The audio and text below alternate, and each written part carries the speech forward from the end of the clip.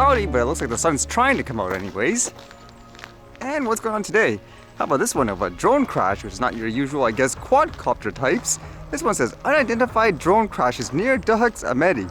An unidentified drone on Friday crashed in the orchard of a villager near Duhuk Province's Amedi town, according to a security source. There were no casualties or damage. The drone crashed in the orchard of Ibrahim Zala village on Friday afternoon, a local security source told Rodas Hader Doski on condition of anonymity, adding that the incident took place while the Turkish army and the Kurdistan Workers' Party were clashing in the area. So according to this, it wouldn't be a civilian drone. It says media affiliated with the PKK claimed that the drone belonged to Turkey and was down during a confrontation with the Turkish army. Ankara has yet to comment on the incident. The drone was still in operation when it was found, according to the security source. Imagine that, when it crashed and I guess it's still operating and all that too. If this was you and you saw this just lying on the ground, would you actually go pick it up and let's just say bring it home? Can you imagine that if this actually belonged to the military? Where all of a sudden you get a knock on the door, they just traced you and all that because it was still functional. Maybe that's why the guy was so afraid of, I guess, speaking out with his real name and all that, huh? And with more people using drones, I guess criminals are trying to find ways to use them as well. How about this one? This one says, woman smuggled socks stuffed with phones and drugs via drone into Petersburg prison. A woman has been jailed after using a drone to smuggle a football sock stuffed with drugs and mobile phones into a prison. Nicola Rigitha, 23 of Petersburg, used the technology to fly the package to a prisoner at HMP Petersburg in June 2021. Prison officers noticed the drone heading towards a third-floor window where the inmate took it through a hole in his window. You would think using something like a drone you'd be a little bit more, I guess, sophisticated with the packaging and stuff, huh? It says, when they entered his cell, they found 10 miniature mobile phones, 7 packs of cigarette papers, 6 packs of tobacco, cannabis, and a new mobile phone, all stuffed inside the sock. They later traced his phone calls from the prison and arrested Rigitha at her home. Inside, they found a box for the Zanko mobile phone.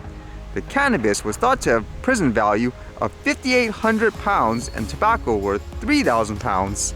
So what was the person's punishment for this? It says the person was sentenced to a year in prison, suspended for 2 years after pleading guilty to conspiring to trying to smuggle prohibited articles into prison. She was also ordered to carry out 150 hours of unpaid work. I'm wondering what they mean by suspended for 2 years too. Do they mean flying the drone as an example? Either way, would you think the punishment here, I guess, matches the crime and all that? And this was kind of interesting, as with that story yesterday where places like in the US, they're sanctioning various countries like China because they say they're helping places like Iran develop things like drones. How about this one, where it says, China media rage at Arkansas forcing Chinese companies to give up land. I've often heard that as a dispute of sort, where people say, like in the US, foreigners should not be able to buy up things like farmland and all that. It says Chinese state media have reacted furiously to the news that China-owned agricultural firms will be forced to sell land in northeastern Arkansas under new legislation. On Tuesday, Arkansas ordered the subsidiary of a China-owned company to give up 160 acres of agricultural land over concerns of foreign ownership of farmland. It is the first such action under a wave of new U.S. laws regarding the restriction of foreign farmland ownership. Saying here, quote, this is another daily absurdity from the American conservative politicians, wrote the Global Times, a nationalistic English language tabloid published by the propaganda department of the ruling Communist Party. Its views do not always reflect official policy. Arkansas's latest move shows that the American investment environment is awful, completely driven by politics and not worthy of trust, said the article. Worse, it proves that American politicians are incapable of driving local development but are good at orchestrating political farces. What would you say in this case? Extreme, I guess, two sides of the view there. Would you say that's appropriate for only, I guess, locals to own farmland per se, like actual citizens? Or do you think any foreigner should be able to buy up any property they want because money talks? And at first I was wondering why this was trending today, Sssniperwolf, where apparently, I guess, there's some ruckus here on the platform on YouTube, especially with things like policies and all that. So apparently this person here does reaction videos where she just looks at, for example, something crazy, comments about it, that's not too unusual, right? However, apparently she was criticized by this person, Jacksfilms, who say that her reaction videos basically have no real, I guess, value in his opinion, whereas in other reaction videos it's more about, for example, people getting their perspective, opinions. So while he created a video of that, I guess, quote, criticizing her, a lot of people agreed with him, a lot of people didn't, and then apparently one day she went in front of his home, and then there's this post here, she went live apparently to all her, I guess, followers saying, should I go visit Jack's film? He lives 5 minutes away from my shoot. And as you can imagine, people were saying this is, for example, stalking, doxing, whatever you want to say. Like first he posts here, Sssniperwolf just doxed me on her IG. Creepy, gross, violating. What you do is disgusting. You steal content and stalk YouTubers. And it says, YouTube, demonetize this dangerous creator or just get her off your platform. She posted an IG story right outside her home and deleted it. Now at first nothing actually happened by the looks of it anyway, so is this one of those situations where it's just favoritism for whatever reason? Because actually YouTube did push this channel a lot to my knowledge anyways, but recently it says here, which generated even more controversy, YouTube wrote, confirming Sssniperwolf has received a temporary monetization suspension per creator responsibility policies. Off-platform actions that put others' personal safety at risk harm our community, and the behavior on both sides isn't what we want on YouTube. Hoping everyone helps move this convo to a better place.